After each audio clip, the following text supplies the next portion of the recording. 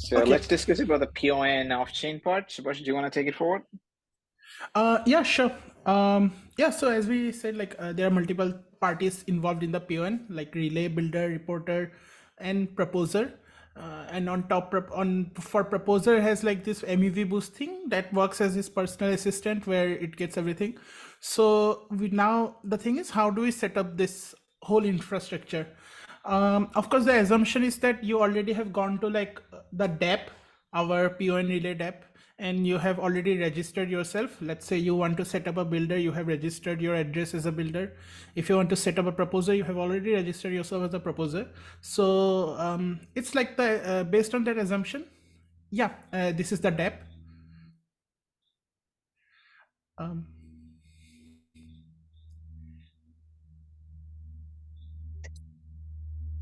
Yes. Yeah. So is it that? Cool. yes, this is the tab. You can register here like as a proposer, as a reporter, as a builder. You connect your Proposer. wallet, yeah, reporter. This, this is a connect wallet screen and then register. So reporter just register with the ECDC address, correct? Yes, correct. Right. And the builder just register with just like also ECDC address. So just to clarify this point, the builder can only have like one builder register at the one ECDC address. Yeah, actually, it's like a one-to-one mapping where we for every wallet we have one builder What instance. I saw something Mhm. on the builder. What it said deposit collateral. Right. Yes. So the thing is, okay. Yeah, it's an interesting thing. So we know the whole MVV supply. It is currently kind of skewed. I mean, it's believed it's built on a simple thing called trust, but we all know like you should never trust like someone behind like hexadecimal string. You cannot trust anyone. Everyone is just behind their ECDS address. So we are like we can't do that. We can't just simply say that, oh, the builder will never grief you. It's true that the relayers have kind of introduced this additional layer after the merge where it's difficult to get skewed, but I mean, it's difficult to like the builder cannot get away with doing something wrong. But the thing is, then also the relayer needs to know everything, and our whole motive is that it's proof of neutrality. No one should see what's inside the block. So what we do is like the builder, it needs to give some collateral that is kept with us. The builder just goes on doing its duties. In case, I mean, God forbid, someday it does something wrong, either like I mean, it may want to like do something wrong, or it may be possible that for some reason their infrastructure was done down, and that's where, in order to pay the proposers the money that they deserve, we use this collateralized ETH, and from there we pay the proposers. So it's like a proof of stake only, where you're staking something. You do good things, you do your duty, you will get rewards. You don't do your duty, you will get slashed. And that's why the good. Wait. So builder will never show what is in the block to anyone. That means it's an encrypted mempool. Like that basically it gives the builder is basically tell the relayer, I want to make a block with the validator at a slot number in a consensus layer. Is that at a proposer? It would it tell the proposer how this actually happened? Yeah, that's a good question. So the thing is, we have this river, like a very huge river, like that is consensus layer. It just keeps flowing ahead and ahead. The water keeps flowing, and let's say every 12 miles, we reach a new like stoppage. We reach a new like port every 12 miles, and every port has a dedicated owner, and this owner is decided like as a lottery. I mean, you know, like it's like a random thing, and the owner is decided for the like port. Now the question is, you are sending some stuff to the like you are sending some mail, you are sending some letters to this port to the owner, and you're the boat which carries this letter. And before, like in 1800s, there used to be a thing called postcards. They were like open letters where the postman could read your letters. They could see what you have written. And that was like, that was like really difficult. You can never send anything private. Yeah, so you get this kind of postcard and everyone can read it, but it's actually ultimately Exactly. it comes into the possession. Oh, that's really nice. Yeah, That's right. what's happening now. Public Like Yeah, transport. everyone. that's exactly, exactly. So this, like, ports are like the slots. Every 12 mile we have a new slot. The Ethereum layer keeps choosing a new owner, a new proposer for the slot. He has the complete authority of the slot. He can propose any block he wants, given that of course it's a valid block. And there are this all the searchers out there that want to send their letters to the the owner, that hey, take my letters and just dump it in the chain. But the thing is, me being the boatman, I am the relay. I can read all these postcards currently. So yeah. So the thing is, we say, hey, this shouldn't be the case. Let's put your postcard inside an envelope. Let's seal this envelope with a cryptographic scheme. Let's give this letter to the port owner. If something goes wrong, we have the cryptographic proofs. We can always open this seal. We have the proof of this seal, and we can always check the transactions to see, hey, if that there was a, like, everything's correct or not. And if, let's say, I am like let's say you send me a letter to you send me a letter, you are a builder, I am the port owner, you give me a letter that is not valid, it's invalid. And when I try to give it to submit it to the beacon chain, the beacon chain just tells me, hey, it's invalid, you are doing something wrong. And that as a port owner, I have been selected for that slot. Yeah, I have missed my opportunity, right? It was my opportunity. I get, like, hardly I get five slot opportunities in a year. The consensus layer selects a proposer for only 5 times in a year. And here I am, I missed one opportunity. So there we just take the money from the builder and we pay the proposer. So this is the whole flow. So the way, like this, I mean, this is very cool. The way that you're explaining Ethereum current system is 1800 postcards. We want to upgrade to an encrypted email that you can hire Gmail or any other client that to send and receive email, but only the user who actually destined to receive that email, and the sender and receiver can actually read the content. But in between, you will have multiple servers helping to do that. You could have a client software that is actually, that's what you do, right? So they will not be able to read the content. And similarly, the builder is the sender, the email, the analogy here. They know, they actually know whom you need to send it, and then the other party can actually know that, oh, this is actually routing to the Ethereum execution layer, and they will sign it, and they also see that one of that instruction is for me, and then the proposer can actually see it. So you show some of the information where this letter is going as per your analogy, so it will never end up in a different country. Right. Okay, Absolutely. Cool. Okay. Yeah, and yeah, like, even if you want to send a letter like, hey, there is like 1,000 kilograms of gold buried under this, like, location, only the person will know, not me. And that is, of course, like, that's what happening. There's more money than 10,000 kgs of gold currently in MEV. So you Yeah, never want to show that to a dealer. I will make it more civilized. If you want to send an email with your account details of the bank, it is much easier to send it in an encrypted fashion because you don't want everyone to see it, right? Get doxxed. Yeah, definitely. Yeah. And that's what we are trying. Cool. All right, cool. Yeah, so that's where the whole concept of collateralized ETH comes in. That's where the concept of RPBS comes in, that we will that we will take a deep dive a bit later when we go through the actual software. But yeah, that's pretty much like how exactly we want to do it, like with using these cryptographic schemes, using these multiple parties, multiple servers, clients. We just want to make a secure channel of communication between builders and the proposers, that in true sense establishes the proposer builder separation. So we are only discussing about the proof of neutrality relayer part now here. We're not talking about the PBS and the payouts and everything, right? That's completely a different system. That's an on-chain contract.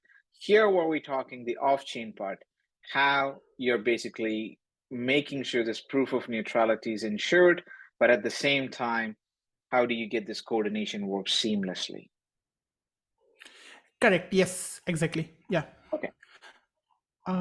Yeah, let's get started then with like how to set up the software, which is the most important part. Let's see.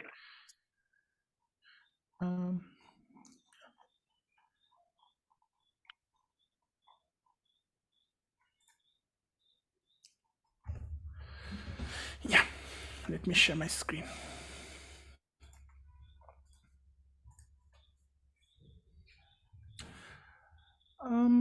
I got my It says M&M it's ready. okay. That's an internal joke. Okay, and once we have, yeah, now let's, yeah, maybe the first step is let's get through, let's go through the relay, the devil here. Let's get through the relay and let's see how we can set up a relay. Yeah, so technically, like you can run a relay in any computer that runs like a Golang code, but the thing is, it's like a somewhat resource intensive task, because at the same time you are catering to like hundreds of builders who can send multiple blocks, and there are a lot of like complexities. So it's always like a good practice to set up your PoN relay in a like a like a good system, like a maybe a EC2 instance, like a Azure cloud, anywhere you like. But the thing is that, yeah, the relay should have like a good quality of service. It should always have a good uptime, because it's the core of your PoN system. If this only goes down, your whole system is wrecked. You will earn nothing.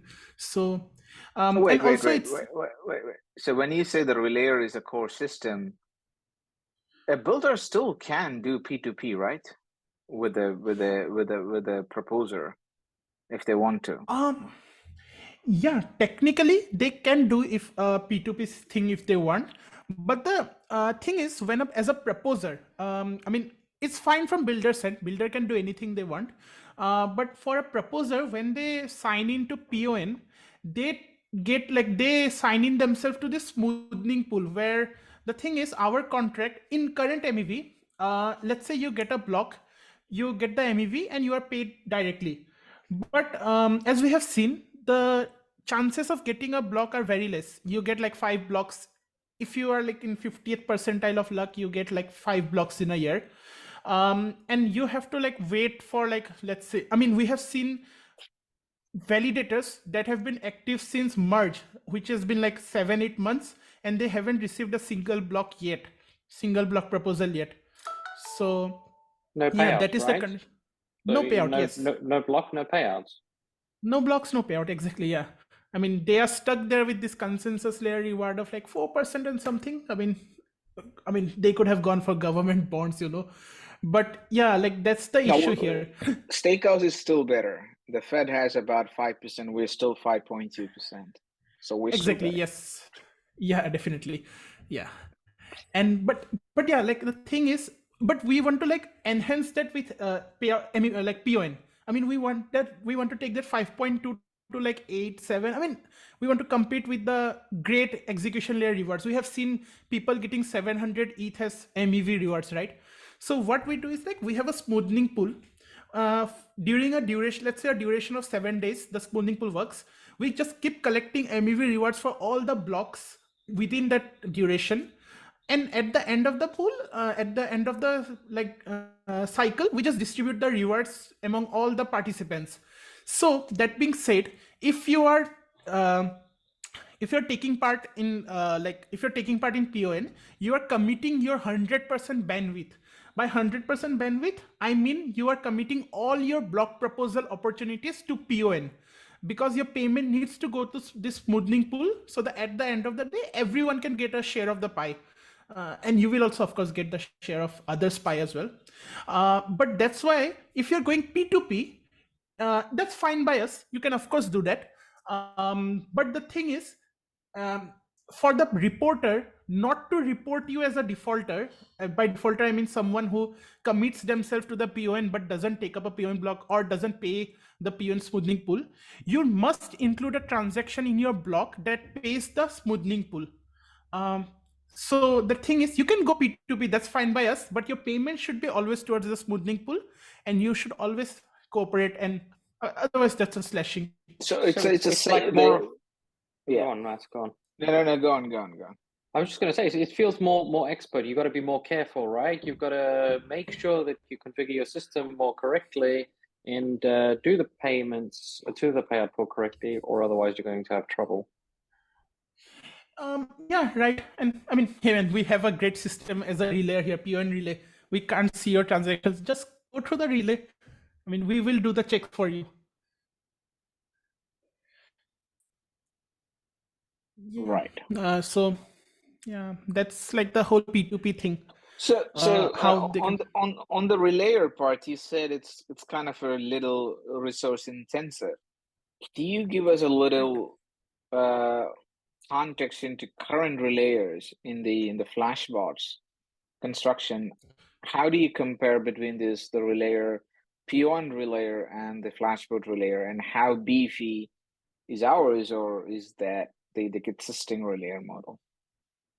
Oh yeah, definitely. So from our discussion till now, two things are clear. There are two things that are crystal clear.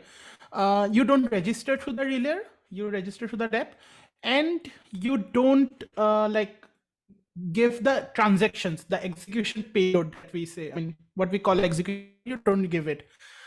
And technically, those two are the biggest,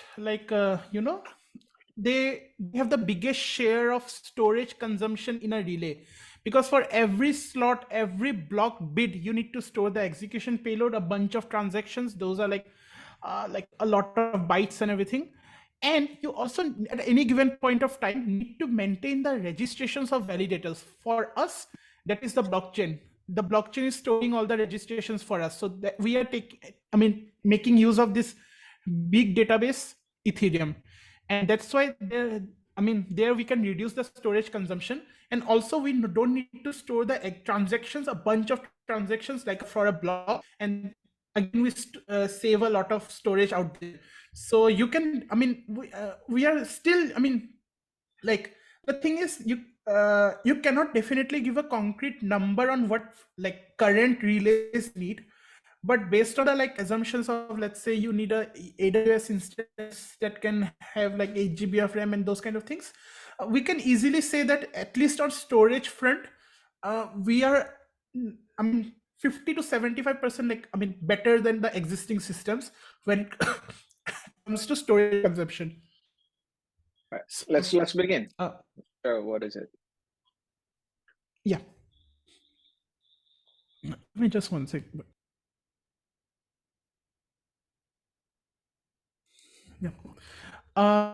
Yeah. So the first thing, of course,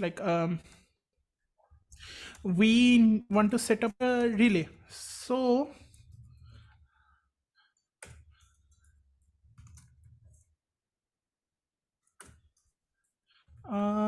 so we will first I will SSH into a EC2 instance that I have set up, so that I can run my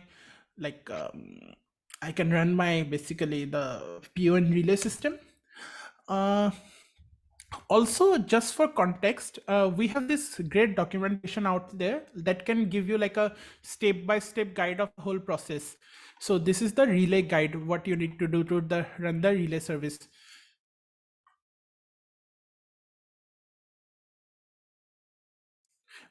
Guys sneeze. Yeah, so now the first step, of course, is to you need to run a RPBS service. What is RPBS? It stands for restrictive partially blind signature. It's a cryptographic scheme. As the name says, it's restrictive and partially blind. So we perform this whole scheme in two different steps. And without going much deep into it, on a brief level, it basically maintains the authenticity of the payment that a builder needs to do to the payout pool. The payout pool is technically, I mean, the thing is, a builder will give a block to the relayer, and the builder will set his address as the like recipient of all the EIP 1559 rewards, and in turn the builder will basically pay a amount to the relayer, and sorry, pay a amount to the proposer, and in to pay the proposer, it basically pays the payout pool, which is our like smoothing pool. And to make sure that this payment is made without like exposing the actual payment information and everything, we take help of this RPB scheme. To give you just context of it, we just have a builder here. Builder sends the like bid and all the transaction bytes in the sense that transaction bytes for the only transaction byte that it needs to send is the one where it is paying the payout pool from builder's wallet to payout payout pool. It will send the transaction bytes and the bid. In response, the relay will go to the RPBS service, it create a commitment of the payment. It will send back the commitment to the builder.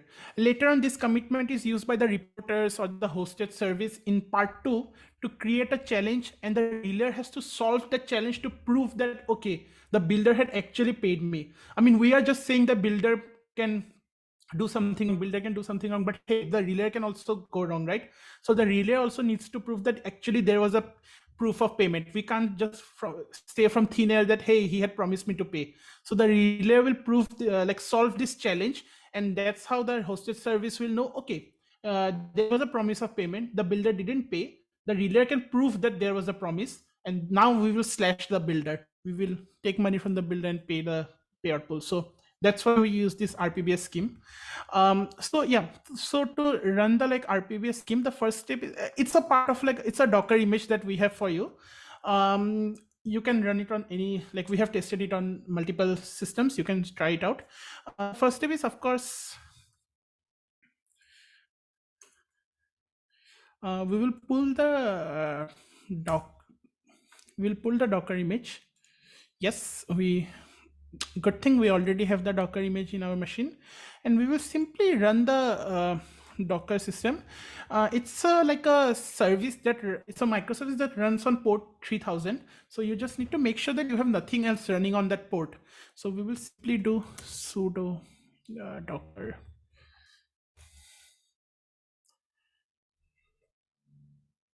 Yeah, and you can see RPBS service running on port 3000, and you have to do nothing else for RPBS. The system will handle everything. So now we just we will put this service on background. Now we will go to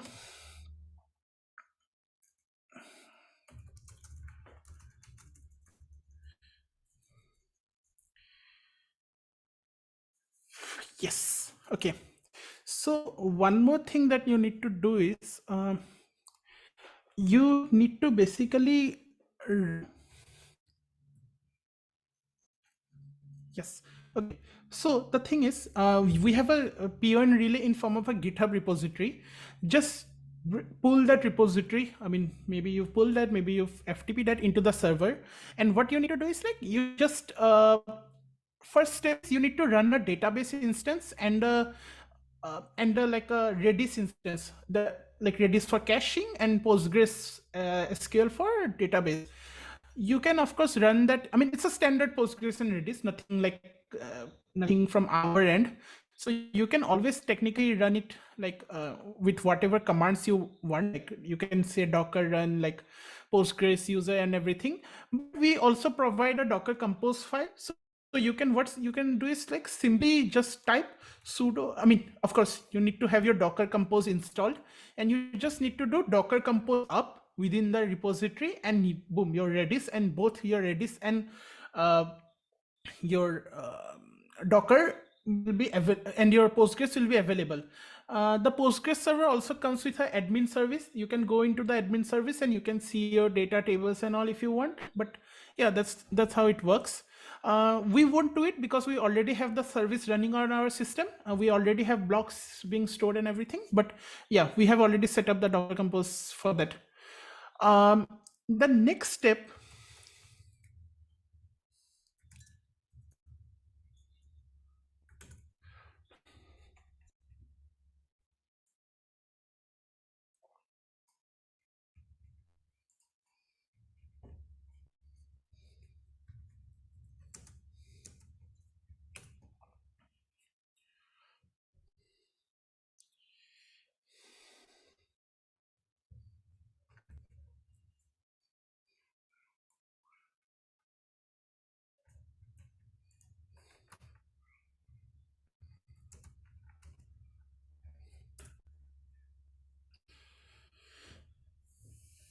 Yes. So,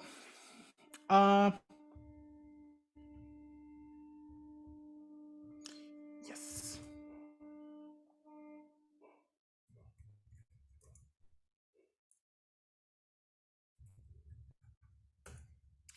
Yeah. So, okay. Now coming to the next step, so the relay needs a consensus client to function properly.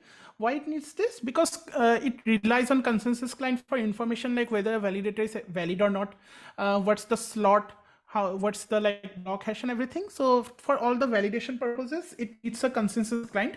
But hey, you don't need to run a consensus client. Don't worry. What you can do is like you can use any existing consensus client, and every consensus client, any implementation, let it be Lighthouse, Prism, anything, it comes with a standard beacon API implementation. It's a part of the spec.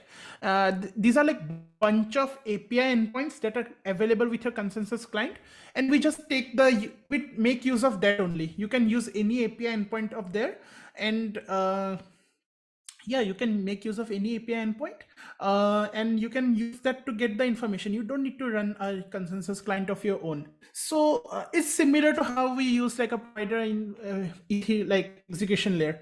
So what you need to do is like, you need to create a tunnel from your localhost port 3500 to the beacon nodes port where the API is exposed. So the thing is, this is different for all the nodes. Lighthouse has 5200, Prism has 3500. All this like API endpoint, API server is running on different ports for different clients. So you just need to go to the client's website.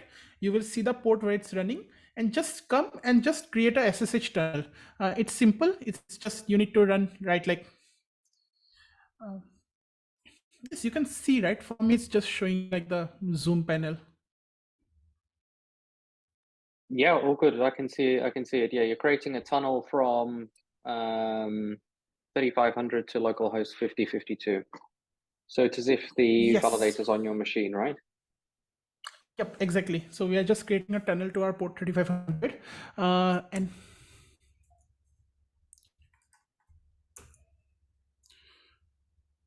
and yeah, great. We have the service running. Yeah. Now we will. So this is the second service that you need to run for your PoN relay to work. Now the third service, we will quickly create go to a new screen. I mean, you need to keep everything running in the background. You need to make sure everything is running on the background.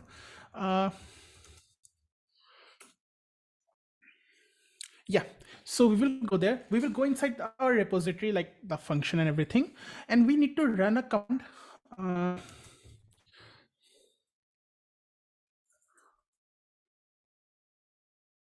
Yep, go run like you need to run a housekeeper service. Now, what is housekeeper? I mean, it's like we haven't created it ourselves. This is a concept widely being used in the current implementations of Relay. So we have just taken help of it. Like the housekeeper basically is a service that keeps working on the background, cleaning up stuff, putting in new stuff. So let's say what are the active validators in the Ethereum network. It just fetches that, stores that. Let's say there are some data that we keep storing on Redis, on cache, on database, slot by slot. Every time the slot passes, it just cleans that. It also every time a slot comes, it goes to the chain to get the previous render, because previous render is something that links the execution layer and beacon chain. that comes out in the difficulty field currently. So it just does all the background stuff that is needed, essential for your system to keep going. And that's why housekeeper. And it's a great implementation in the current system, and we just made the use of that. You just need to run that, and you need to link your database. If you had followed our... Where is this housekeeper system comes from? Is it our own system, or is it part of the Ethereum package? It's like this is part of current relay implementation. Right. We have made some small changes, but we are widely relying on what they are doing. Okay, cool. Yeah. So as you can see, it just keeps moving. Updated head slot to 5263085, and every slot it moves the head slot. Every epoch it cleans up stuff. Every slot it gets the previous random. Those kind of stuff it just keeps doing in the background quietly, and yeah.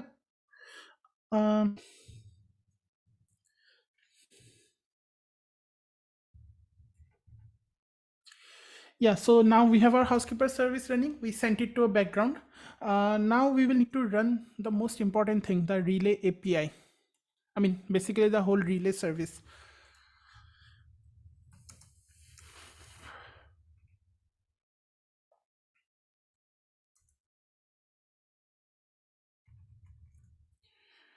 Ronnie, can you make sure the builder is turned off so that the logs just don't get bombarded?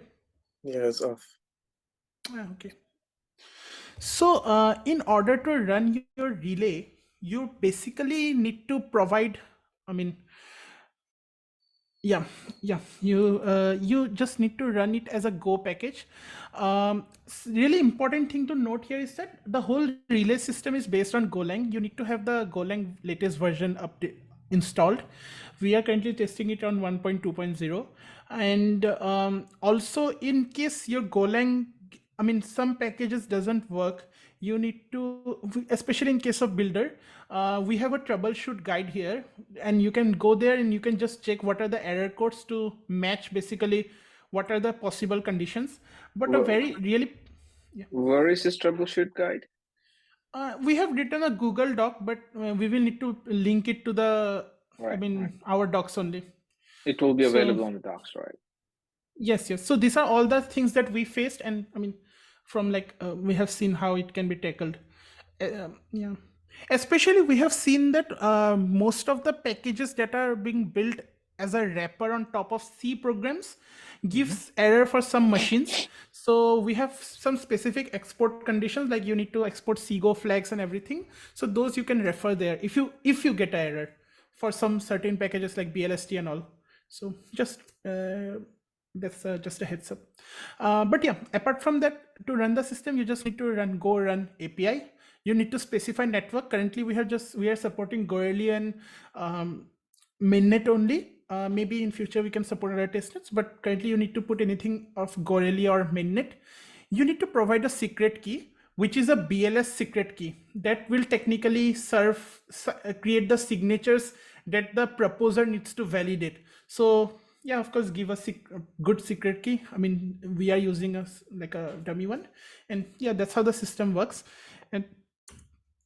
And yeah, once you enter, yeah, as you can see, block builder API enabled. All the APIs are enabled one by one. We connect to the database, connect to the data store, connect to the Redis. We set up the validator processes and everything. And yeah, the system has started. It's just ready to receive blocks, ready to receive requests from proposer, ready to receive requests from reporter, ready to receive requests from builder, and it's just ready. And we will just send it back to the background. Just to test it's working fine, we will just do a curl localhost.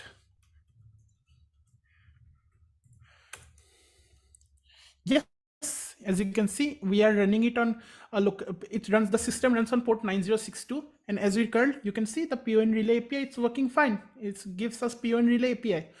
But yeah, now the next part is, this is an infra thing you need to do.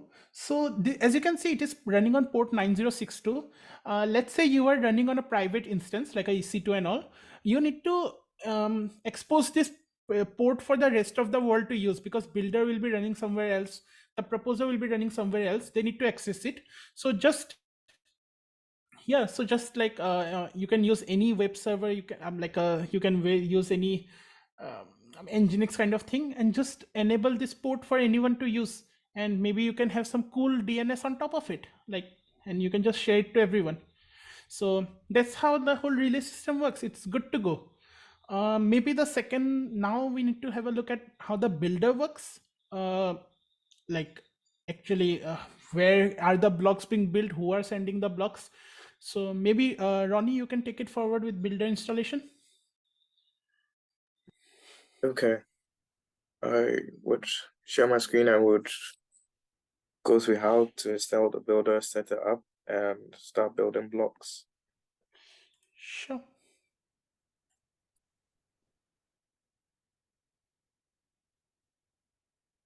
Okay, just as the relay, all documents would be on our documentation site for PoN. We have the relay guide, the builder guide, and the proposer guide. The builder essentially is an Ethereum node you're running. You essentially need to have an execution client and a consensus client. More or less, these are the two different chains that Ethereum runs in order to speak to each other and validate blocks. So on our documents, you'd more or less need the right infrastructure for this. Just as the relay, you have a heavy point on resources because you need to be in sync with the execution block and the consensus blocks on both chains on the Ethereum. So once you have those resources, which in this case, I'm using an EC2 instance from AWS, you will need to get a consensus client of your choosing. The builder software really is not a consensus client, it's a custom execution client, more or less a custom geth.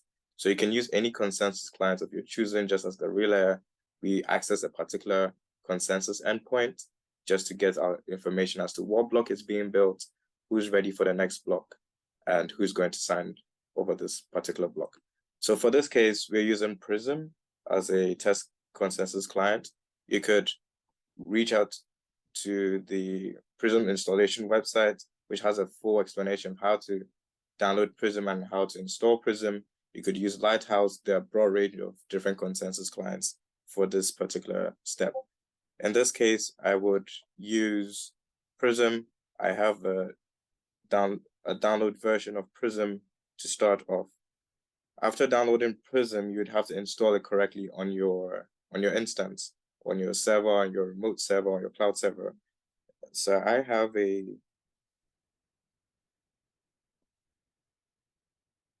an instance of my cloud server over here. If I check the logs, I have a copy of Prism here. You could transfer by Git pulling, however you'd like to put the file onto the server. These files are more or less from GitHub. You could download the entire Prism folder and install it and transfer onto your server. You could use FTTP, SSH, file transfer, any option of your choosing.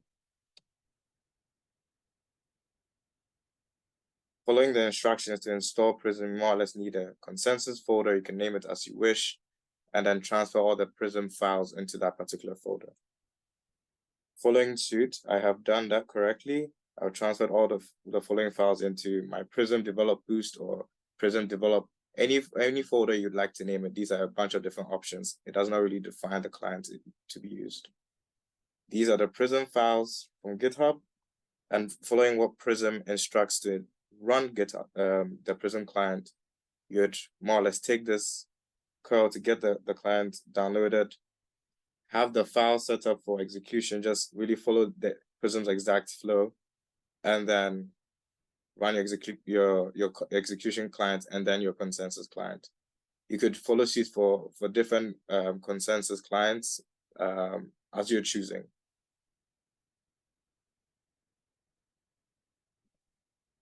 So to run Prism as instructed, the repository more or less has a file called prism.sh, as you have seen, downloaded from the Prism client. You need to call the script and then pass the parameters as instructed within your consensus client. This would have your consensus client up and running. Every consensus client varies slightly differently with the kind of logs you'd see, but to verify, just check with your client and be sure that it connects to a node and then you are more or less syncing up with the Ethereum consensus blockchain, the beacon chain. Now to the builder software.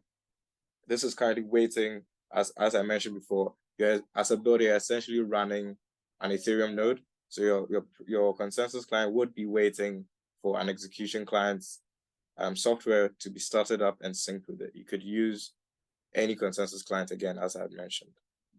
Now the builder software, likewise, the builder software would be available on our GitHub. There are instructions within the PoN builder documentation for grabbing the builder software as well to install. The builder software is built off of Geth. It's just a custom variation of Geth just to improve your block building capabilities, but ensure that you're still in sync with the Ethereum chain, and you can still get your attestations, your fees, your block rewards, and you don't need any extra clients aside the 2 clients you usually run for an Ethereum network. So going on to the repository, this would be open and available to anyone with releases as well, continuously updated. This is more or less a Geth implementation, as I've said. You could install by make Geth after downloading the repository, or make all packages within Geth if you're running any other client packages or any other frameworks or tooling within Geth. So going back to our EC2 instance, we more or less have an empty folder in here. I've already downloaded our Geth variation from our GitHub. You could transfer all the needed files to your instance. You could pull it as you're choosing.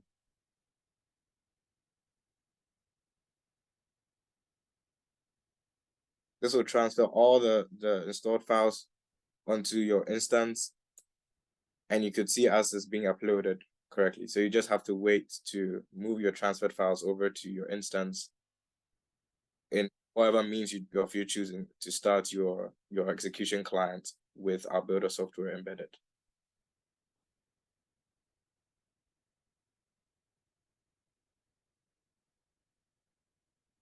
Just give it a little time, shouldn't take that long. The execution client is not that heavy of a client.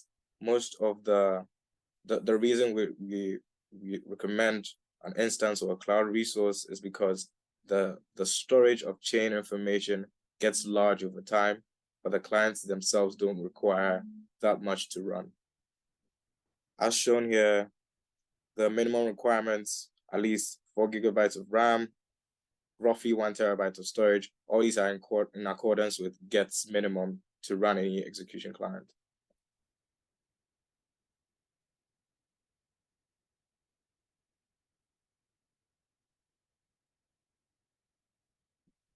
Unlike the relay, in this case, I just mentioned, you don't need any other particular softwares. You don't need to, as a builder, you don't need to run RPBS. You don't need to make any changes to your ideal workflow. Whilst we wait for this to be completed, I would continue down the documentation. After installing Geth correctly, you would need to start Geth with a few flags that are side Geth's original flags as you would run. You can choose to run Geth as it is without the builder client or the builder software activated. You don't need to make any changes to re-download a different version of Geth. We ensure that the Geth package downloaded is of the official Geth standard, and then the builder software is within Geth to activate with a builder flag. It should take a few more, just a minute more, and then we would install the builder software. So the builder will support block building from the Geth mempool and private order flows as well, right? That is correct. So the builder software would allow block building, yes, from the mempool with Geth, just as the execution client accesses the mempool, and also would allow you to pass private transactions to the blocks you're building to be presented to the relay as well.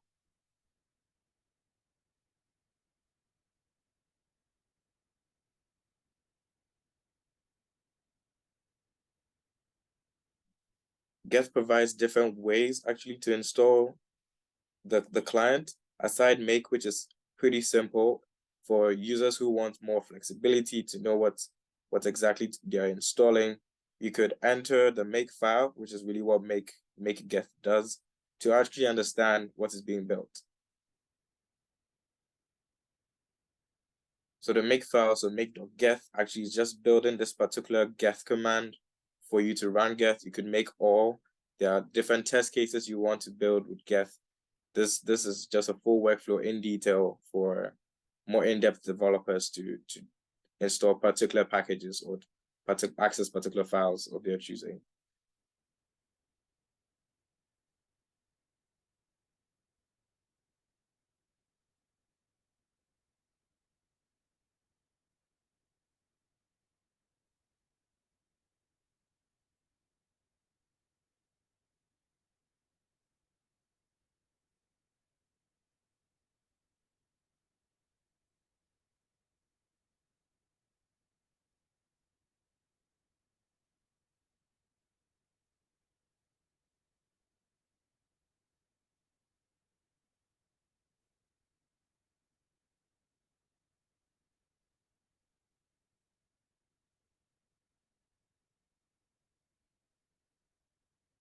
So once the files have been transferred, just check on your instance, everything's been moved correctly onto your instance. You must be within the directory of the Geth folder. You should ensure you're within the folder which you place your Geth in. So cd PoN builder in this case. Just double check.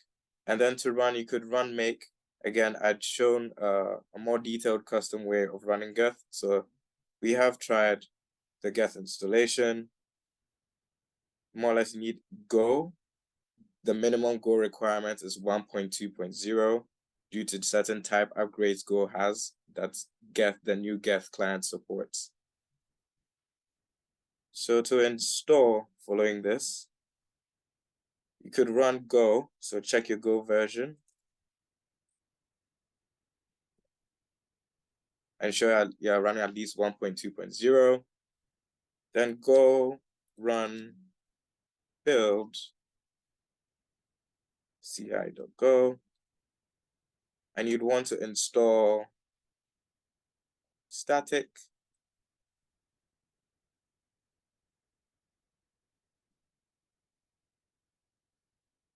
manned Geth. This will go ahead and download and install the required packages for Geth.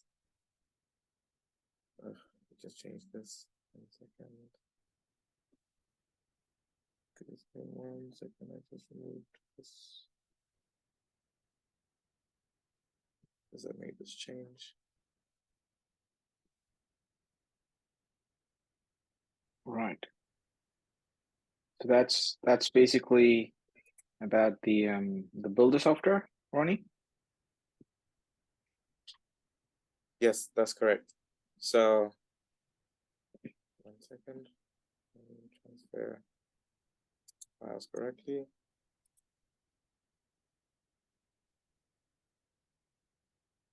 I'd noticed I hadn't transferred all files.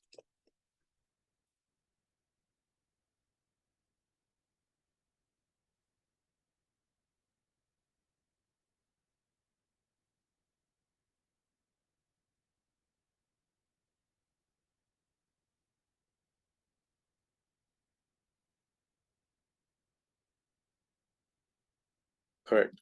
So once your files are all transferred, you could install Geth by running this command as in the README, or by running make.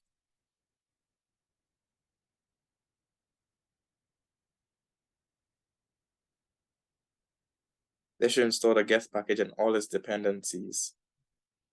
Once this is installed, you could run Geth by accessing command.geth to run your script as in the README.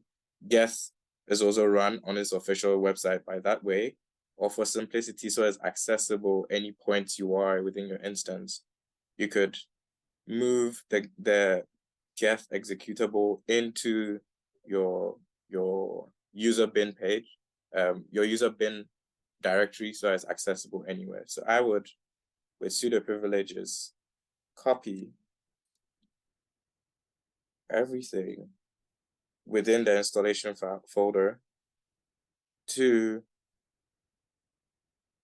so I would go into the build folder, the bin is where the build occurred. Check, you should have a Geth package now built and compiled correctly. And then I would, with sudo privileges, copy to my user local bin. This should now enable me to access Geth from any point, and I could see Geth's version.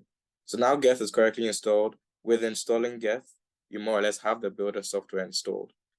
To run this software, I would walk you through each of the flags that are required or not required. If you need any further help, you could run Geth help. This should give you a full list of flags that Geth. These are all things that you still, as a builder or any user, still have access to, with further information and further flags for the builder software specifically. So I would run you through a few of the builder flags to set up to run your builder client. So you'd want to run Geth.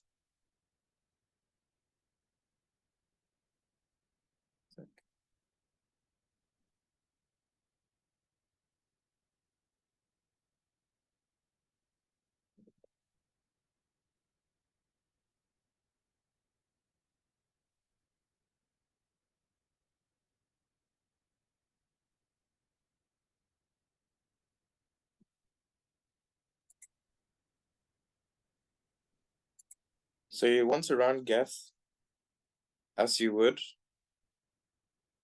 any other Geth client. So you'd call out Geth as we did with Geth version, the network you'd want to run, your data directory where you want to save your chain information. This is a required flag by Geth. So all the methods to run Geth are explained within our repository and also officially on the Geth website. This is an example to run a full Goerli testnet with Geth. Maybe the other configurations which will give you more autonomy over the kind of client you're running. The local host flag must be shown, and then the port which you're exposing. Shown before, the consensus layer is waiting for the execution layer to be run and set up to sync correctly. It's waiting for port 8551. So that's the port we've configured here to speak to our consensus client. Now, every other flag after Geth's required flags are what are required for the builder software. So for the builder, you would have to indicate the builder flag, which would tell Geth's clients to expose an endpoint to allow block building to a PoN relay. The builder beacon endpoint, as mentioned by Subhashish, you could be choosing any external beacon client to use in this case. Probably you have a different configured client you've probably not upgraded. You could actually reach out to a remote consensus client in this case to overwrite your configured local consensus client. Then your remote relay, in this case, the PoN relay.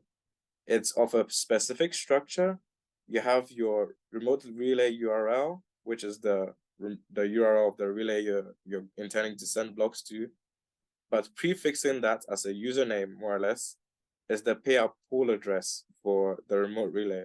Builders require this address. This is required by the builder software. As Subhashish had mentioned, it's like a smoothing pool where all payments for blocks that have been proposed as a builder, which is you've registered with your collateral, should be made within that block. The builder secret key is your BLS secret key as a validator that you want to sign over a block that you have built, and your wallet address is the address that will be provided to the PoN relay within your payload as well, and your private key. These are test values, and you should always keep your details secret. This could be passed as environment variables as well when you're setting up your client. So having indicated all of these flags, the public access endpoint could be locally if for some instance you're running a test version with your own test version of a relay. You don't really have to expose a public URL, but this is required so the relay can return back execution payloads for you to propose and return back signatures after communicating with the relay. Running this correctly should set up Geth, and you have everything running. This would indicate that PoN Builder service has started and will be waiting to sync up with your consensus client.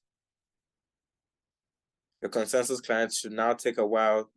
Initially could not connect to your execution client, should now take a while to have an initial synchronization between both clients, and then you more or less have an Ethereum node up and running with the PoN Builder software running. This is waiting for the sync to happen, after which all logs would be correct and you are all set up.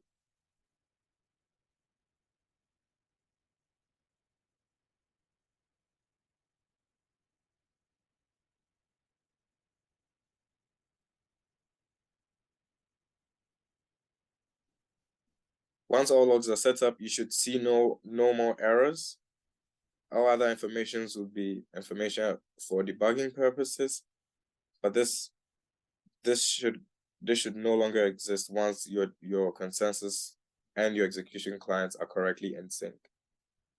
Again, there's a reason to run these on AWS instances or any other cloud resource instance you have, or any other physical service you have, because the chains download information which grow exponentially with time.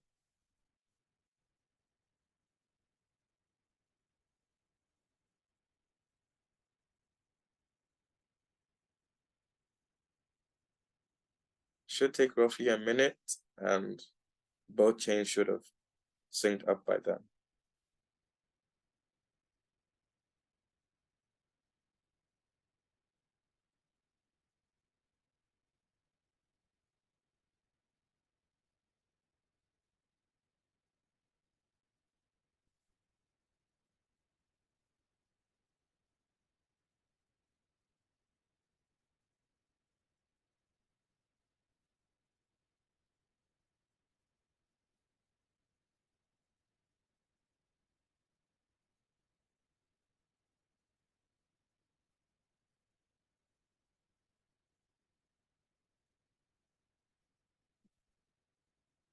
So your consensus client is now synced up and is correctly with the head of the chain. Once this is done, your execution client should be syncing to your consensus client to meet the head of the chain.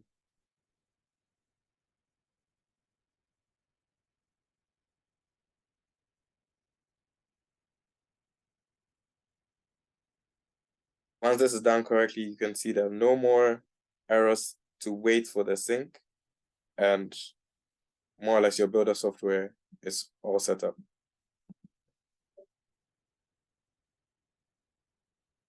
I would hand it over back to Subhashis to walk you through the other softwares, or if there are any interesting bits of the builder you'd like to know about. Yeah, I mean, yeah, that looks good, Ronnie. So, Ronnie, as I understand, like you just run the builder and you are good to go, right? Like even if you don't have any searches, the builder will create blocks for you and they will send it to PoN Relay, right? Yes, that's correct. So once you have the builder up and running, you could access the builder by an exposed endpoint. So in configuring the builder,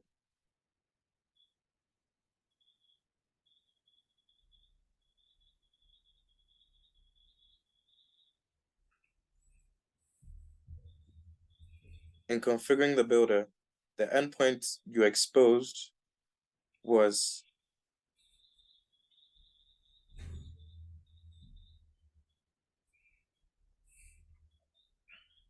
that.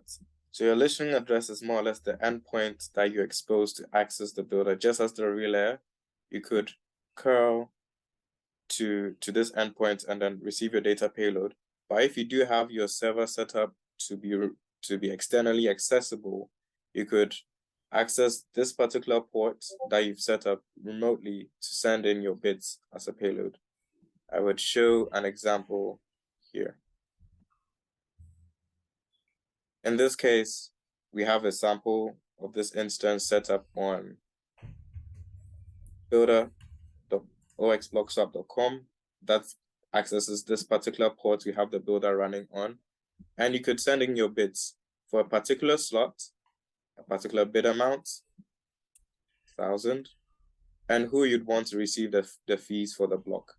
This is different from the payout pool transactions we had spoken before, which you must pay to the payout pool address, but there's no change in your workflow because this is automatically added to the block once you're placing a bid for this particular bid amount. So I would give an example. If I send this through, this went straight to the relay, to the builder software, and is indicating the slot I'm intending to build for is passed. So the next available slot is this. So I could, let's bid for slot. This puts in a bid for the given slot, and you have your payload ready. So you have the block that was built by Geth from the mempool, the block hash, the execution payload information. All information required to place your bid has been sent through to the relay, and the relay should have your bid for this particular slot built from the mempool for this bid amount. Oh, okay, makes sense. Yeah, that's great. So, sorry, just to double check, bid amount is a way value, is it? Yeah. Yes, bid amount is a way value. Okay. Okay.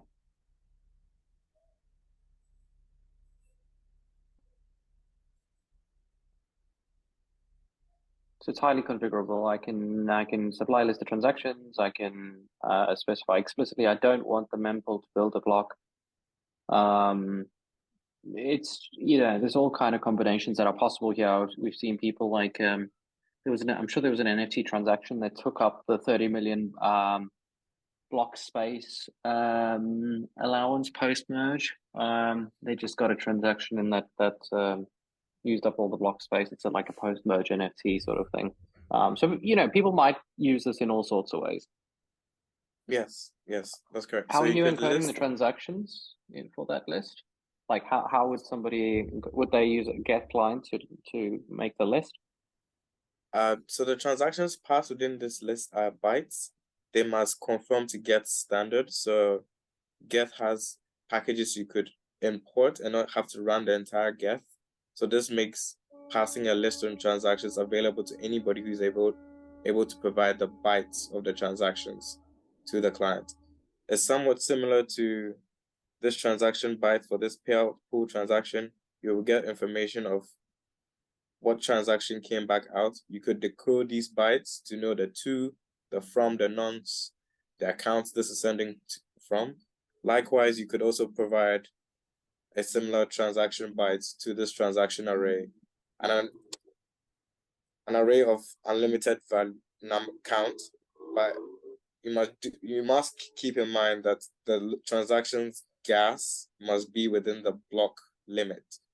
You would be notified of this if this exceeds and fails in building your block, but then you can provide these bytes when sending in a bid. These transactions would be prioritized when building the block, since you provided them, and then still add your payout pool transaction after building for the mempool, whether this is set to true or false. Yeah, makes sense. Makes sense to me. Suggested fee recipient. So tell me about that. That's the payout pool? So the suggested fee recipients, although you're paying a given a bid amount to the smoothing pool as a builder does onto PoN, you can still reap the rewards of your own block. So your own provided transactions of known value, from the mempool, you could provide your own given address to receive the value from the given block, but just ensure that you pay the bid amount, which is handled within the builder software to the payout pool. Right. So this can be any address you're choosing. So, but if you wanted to, you could give all the block rewards to the payout pool, right? So you can give your bid amount plus whatever the blocker, That is correct. This has no limitation to who you want the block rewards to go to. So you could pay the value of the block as well to the payout pool address for the particular PoN you are on. Got it. Makes sense.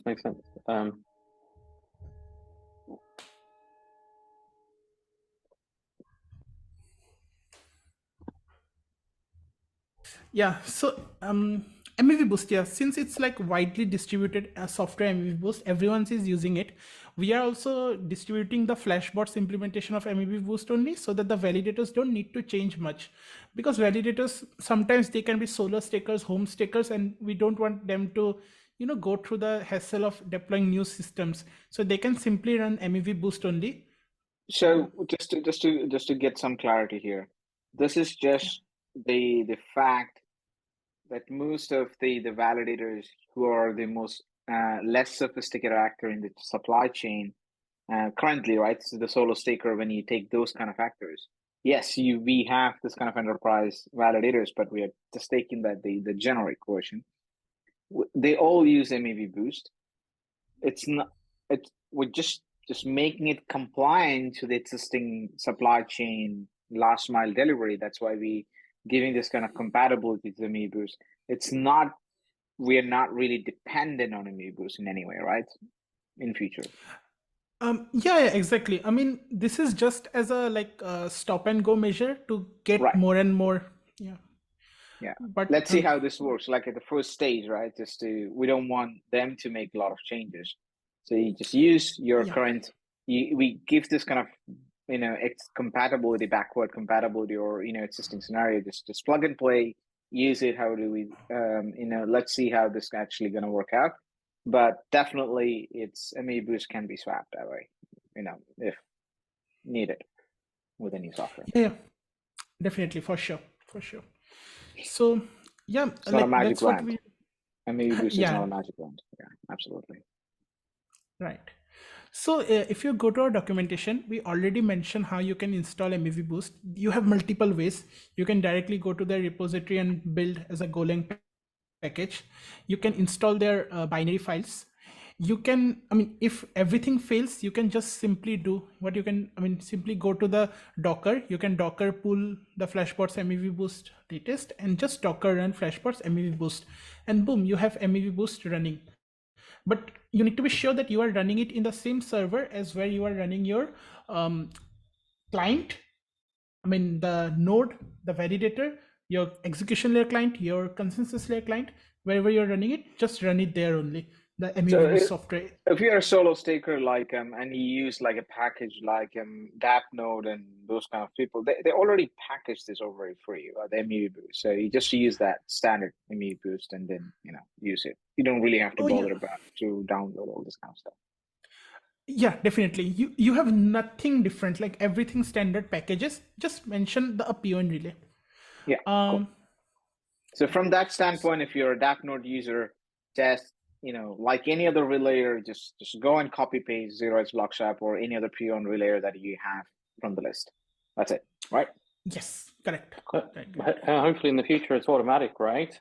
So you could switch it, but not this handicapped horse of MEV Boost. You really need something really actually work.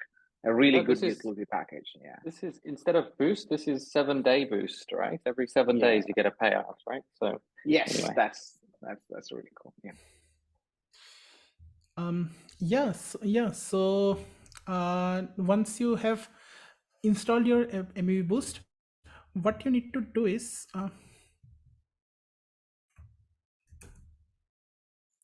yeah. So I have SSH into the server where I'm running my execution client and my beacon chain client. So I will simply run this command. I will create a basically MEV boost service, system control service. I will create a file.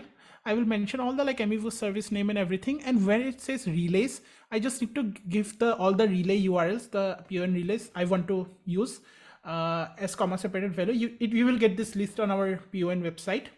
But you need to make sure that you provide the link as HTTPS. I mean, whatever is this, your public key of the relay at the relay like IP or the DNS or whatever it is, IP in most cases, like relay.0xblocksup.com.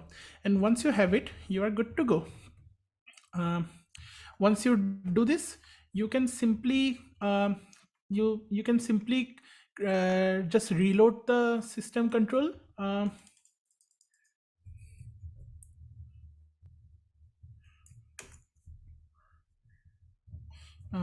You can start the MEV boost service that we just defined few, and most importantly, we will just quickly check the status of our MEV boost service. And yeah, boom, you can see active running. Our MEV boost is running perfectly with the PoN relay that we provided. So now that's how MEV boost is working. But the thing is, a few clients by default, they don't come with support for MEV boost. You need to configure them to use the MEV boost builder.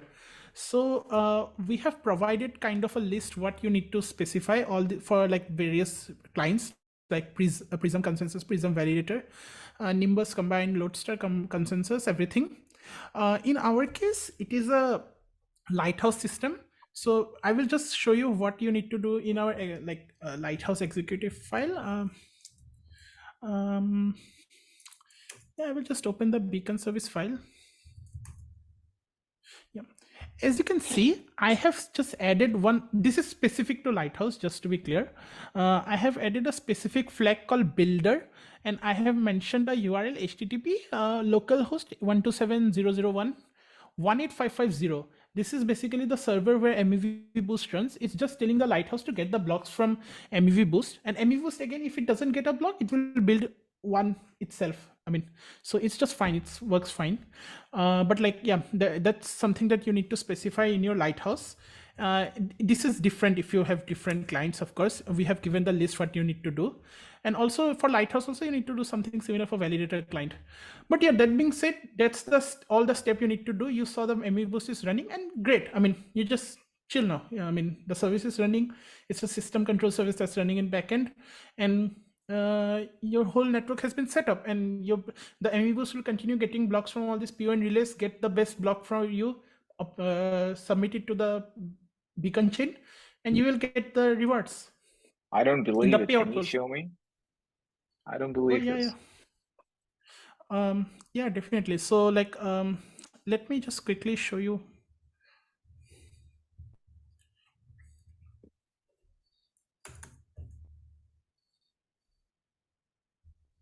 Yeah, as you can see, our service is running. It's just waiting for a block proposal to come. Give me a block proposal, give me a block proposal. And as soon as a block proposal comes, like, hey, there is a block proposal. Hey, there is a block proposal. It will just go to the relayer and it will get a block header. But we of course can't wait for the block header to come, right? Let's go and manually check a block from the relay to see how actually it looks. All right.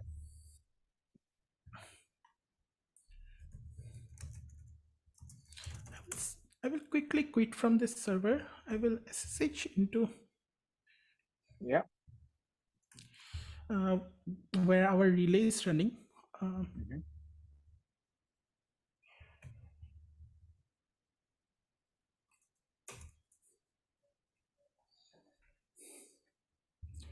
So yeah, as you can see, all this like logs just going, these are like all the builders constantly sending blocks to the relay just to get the block selected. And we can maybe select any one of the blocks. We have an API response, and as you can see, boom, these are all the contents that relay will send to the MEV boost. Like you will have, most importantly, you will have version data, everything. You will have a signature that the MEV boost needs to validate, because it needs to come from a PoN relay, of course.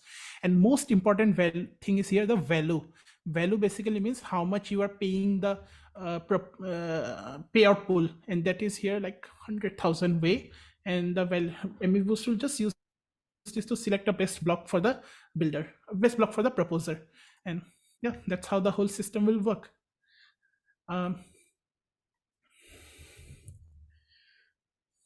And yeah, I mean, everything keeps running. You just don't need to make keep making any changes. Nothing manual. Everything is automatic. Any questions, guys? So okay, you can be all of these entities, right? You can be a builder, a proposer, a porter, but assuming, let's say, so from a proposer perspective, I just need to use a new relayer endpoint. I just need to configure a new endpoint in my MEV boost config. And MEV boost will start talking to the relay as normal. There's it's completely compatible with that, so there's nothing for me to do. And then I just sit and wait, right? So, but I also need to be registered in the proposer registry as well, right? In order for the proposer to serve me, right? Sorry, not the proposer, the relay. And then builder, I also need to be registered in the builder registry, and I need to, well, we give out of the box software for communicating with the PoN relayer. I keep all the transactions, the block contents, the transaction list in my possession. I don't have to expose it to the relayer, but I expose like a promise of payments via the RPBS. So the restrictive partially blind signature scheme, where the block is the block contents are blinded, but it's part of the message, right, that the relay does not see. So it's like Matt said, it's the encrypted mempool. Is it Pepsi? Similar to Pepsi, Matt? Yeah, Pepsi. It's encrypted mempool as Justin Drake proposed. Justin Drake proposing with the witness encryption, but this is a common man witness encryption. We call witness endorser. Was a decade old. Like it's been very. It's the same way that the auctions were conducted in the Google, Facebook, and all this kind of like high throughput auctions were needed. But there are a little bit deviations here, specifically to our use case. So it is a witness endorser using an interactive zero knowledge scheme, not non-interactive. So it's no snark. It's just zero knowledge scheme. Yeah. So it's RPBS. But the point is we're building on the research done, there with so we started with that base, and we want to get as close to that model, today rather than in 3 years' time, right? We want that now. It's widely used in industry. It's the same technique. So it basically ensure privacy for user not to get sniped in between the the actors who are not really in line with what they want to be interacted. But the builder knows it. So censoring will not be there. The bottlenecks. It's fully neutral. The user and the protocol, the supply chain actor in between the builder and a user, like in a wallet or something like that, they can basically send to the mempool.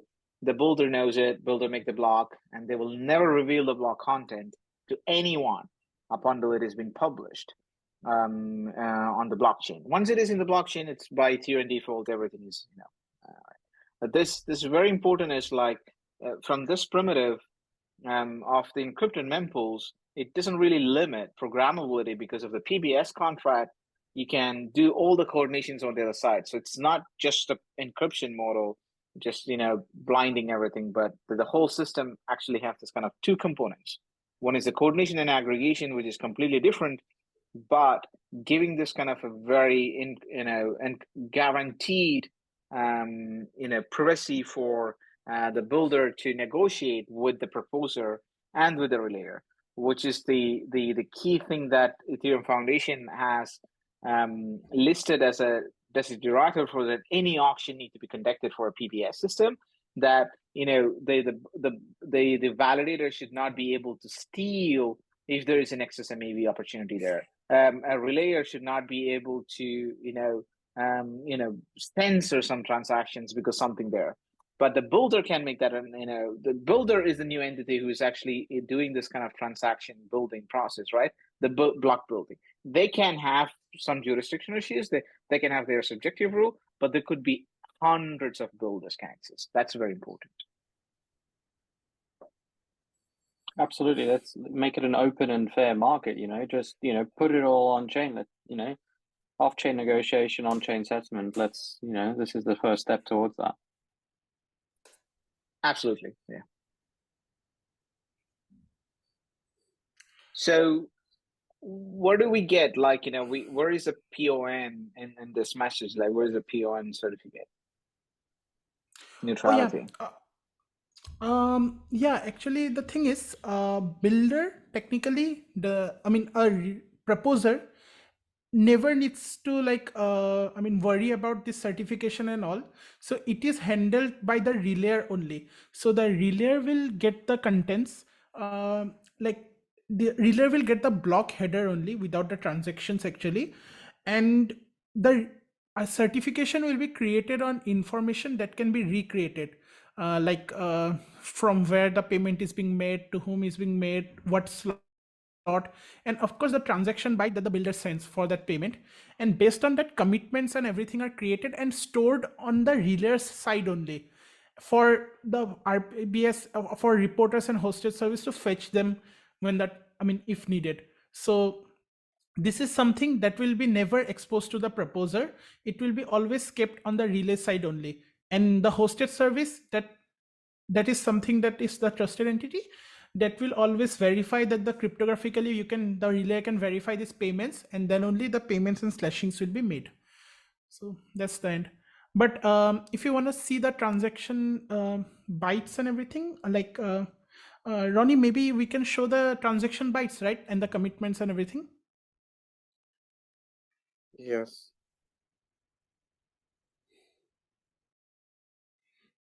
Do you want to share your screen?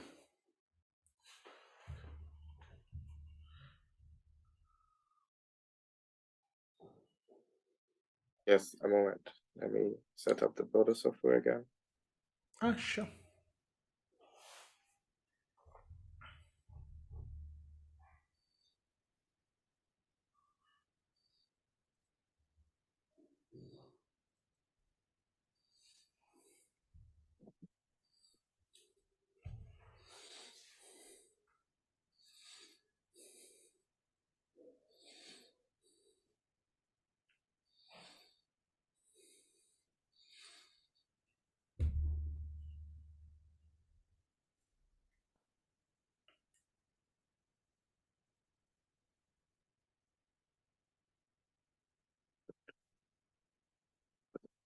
Yes. Right. So as a builder, you could automate the process of sending bids by whatever strategy or means you'd have. But for every bid you'd send, you'd get a payload with the right transaction information. So in this case, let me stop this script. In this case, I was automating the bid process because I want to get the most value for every slot. So I had a running script to send out bids for a given slot with my payload transactions. Manually, I could provide the slots to which I'm bidding for. So in this case, slots 5626385338. Let's bid for slot 3. Ronnie, could you make your postman full screen or something? Yeah. Oh, sorry, forgot about that. Right. Cool. What were you saying? Sorry. So yes, in this, as proofs, you would place a bid for a given slot. So in this case, this slot has been moved past. So I would like to bid for the next upcoming slot, which is 9, let's say 9-1, I think.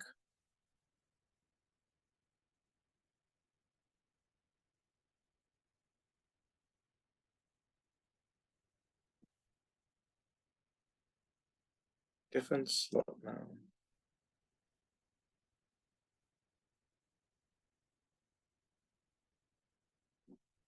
So if that's the case, you would get the transaction bytes for the given payout. Oh, I took this out. Guys, give me 1 second. Let me put that code back in. Since initially I thought the relay is supposed to, I could just put it back in. Stop sharing. It's back for the builder. Sorry.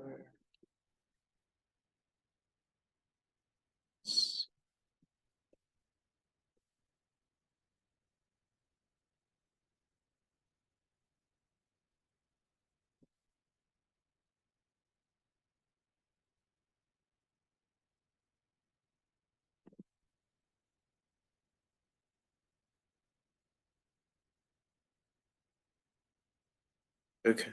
I'll share my screen again.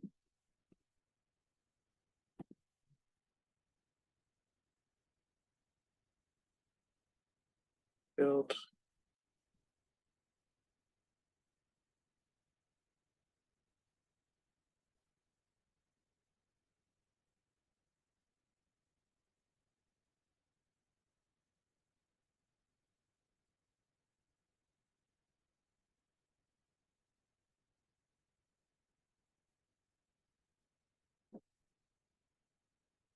Then copy this Go version.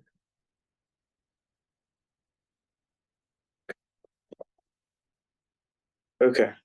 So as a builder, your payload is essentially the slot you want to bid for, the bid amount, and who you'd want your free recipient to be for the given slot. The required transaction for the payout would be made within the builder software, and you would get proof as well as a builder that this transaction has been made and you have a valid committed proof that this transaction is there. So to run the builder software again, you would run get with the given builder flags. And once your builder software is running, you could place a bid for a given slot. You can't place a bid on a slot that's passed, which has already been proposed. So you would be provided with the next available slots to bid on. Possibly 406 if we were quick enough. Probably 405. So I'm gonna wait for 406 to place a bid on.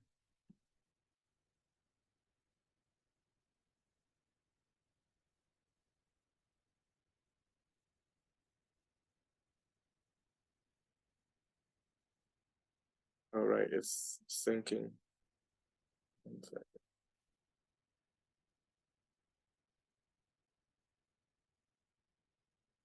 I think it's synced now.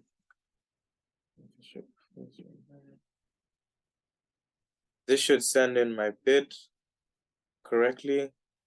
And additionally, you should get a signature proving that you've paid the given payout pool transaction as you have intended to. This signature is verifiable on your end as well from the relay. You could get this information just as a reporter would get this information.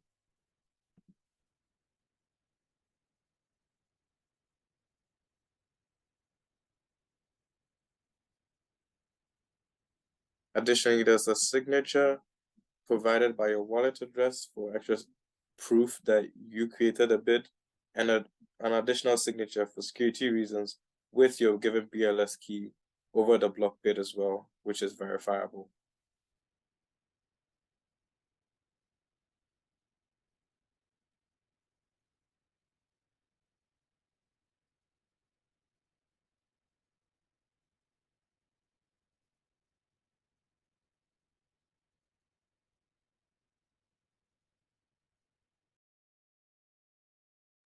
Okay, cool. So what about did we talk about the reporter?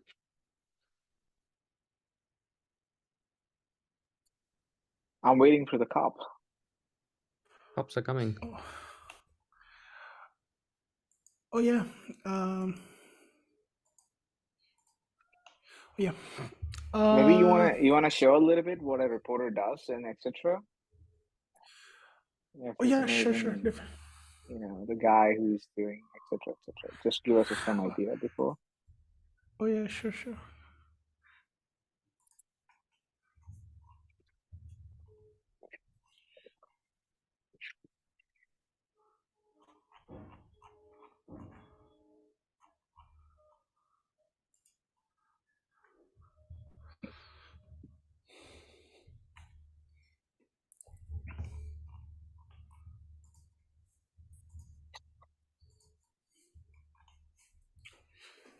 Yeah. So, reporter.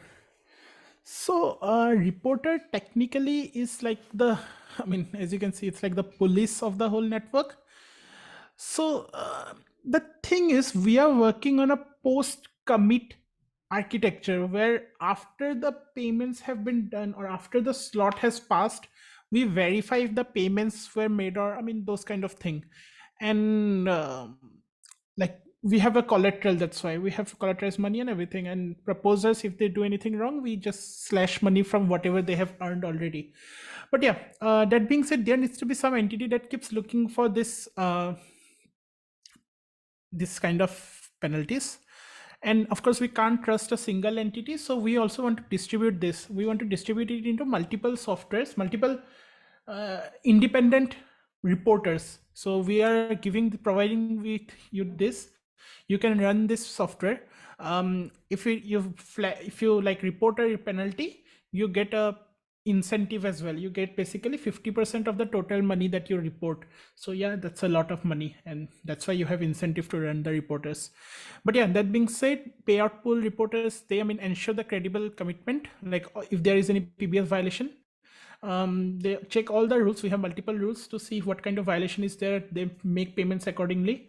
You can always go through our documentation to see what are the exact penalties that a reporter looks through. And of course, anyone can run a reporter. It's like a lightweight software as well. Anyone can run it, even on your own laptop. You earn money from it. And of course, I mean, it's a first come first serve thing. Whoever first reports a penalty to the reporter, to a payout pool, he gets the rewards. So I mean, it's always good to have like a good running reporter. So yeah, that's the whole gist of reporter. And maybe this is the easiest software to run as well. This is a Python package. We will provide you with the Docker container. But if you want to build yourself without the Docker container, you can simply like first install the requirements.txt file and simply run Python main.py. And you need to provide a flag for the relay, basically which relay you want to track. I will simply give relayer dot 0x which is our relayer. And yeah, it says reporter started, connecting to relayer.0x ready for reporting, LFG.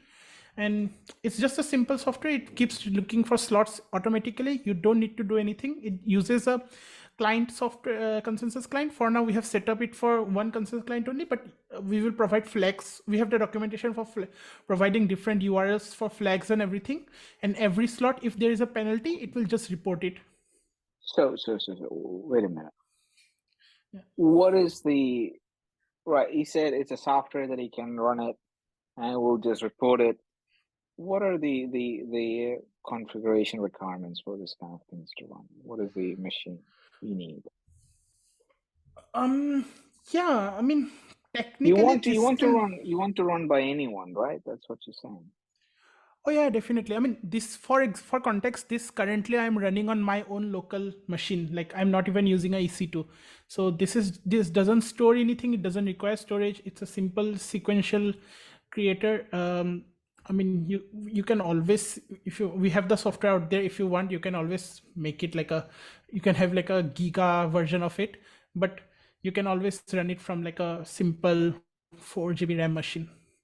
Yeah, so basically just like a Dropbox kind of stuff. You can just install it and leave it there. Whenever you connect it to internet, it will just connect and just look for, can I make some money from Ethereum just running the Yeah. software? That's actually cool. Yeah, Running it. true. I think this is the first crowdsourced network intelligence for Ethereum network to keep it credibly neutral. Anyone can just simply download this and keep it in their machine. If you're telling what you're telling, it's really incredible because people can, anyone just register. It doesn't really take any money to register it, right? It's free. You only need to go to the to the dApp and register, just a simple registration. Go to the dApp and get your ECDSA address, which is your wallet address, and then register it.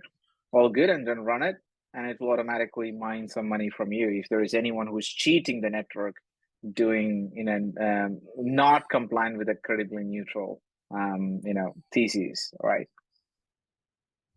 Yep, right. Good, thank you. Go ahead. Oh yeah. Yeah, but like I mean, yeah, that's like pretty much it. The PoN reporter is the last piece. I mean, this is arguably the easiest software to run. And I mean, yeah, you just run it, you leave it. Maybe if you want to run it on a server, take a T2 micro server, keep it running, and you will, if you're successful in sending bits, you will see money in your wallet coming in from our payout pool. Nice. Yeah. Go. So yeah, Is this LFT is part of your command, or is it you really have oh, to say LFT in the reporter? oh yeah, I mean, at least you have to believe that. All right, cool. Any other questions that we have on PoN? So you go to the website. We have a website. The website. If you go to the website, you'll see it. The GitHub informations will be there, right? Downloadable, where is the software will be downloadable. All the links in the documentation. Okay. All right. So we're gonna. This is going to be tested on the girly, right? First of all. Oh yeah, it's initially girly. We have disabled mainnet for now. This is post Chapella config now. So when it comes to the mainnet for Shanghai, this is completely compliant because there's a lot of changes, right? Would you want to give some sort of an insight? What are the changes like? Because there's a lot of changes on currently coming into play. Oh yeah, definitely. I mean, post Bellatrix, this is arguably one of the largest change that we have seen on the network, and maybe for the first time we have seen the change in the block structure actually. Like we have introduced new fields like withdrawal hash, withdrawal roots. Those need to be provided by the consensus client. The consensus client maintains a global list of sweeps. It keeps calculating like 16 sweeps in a 16 withdrawals in a slot sweeps, and keeps maintaining a like list. I mean, keeps maintaining how many which validator needs to withdraw it, and it sends the list to get. The get uses RLP to build a withdrawal hash and those kind of thing.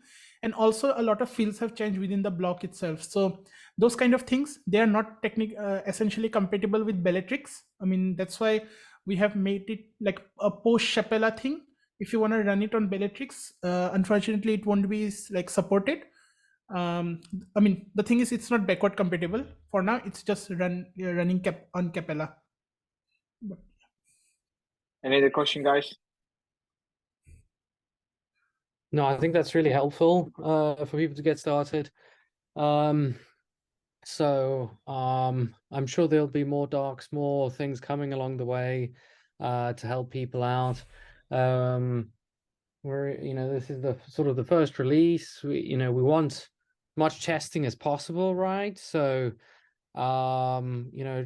just like we said in East Denver, please come and, we want input, we want feedback, and we want testers. So definitely.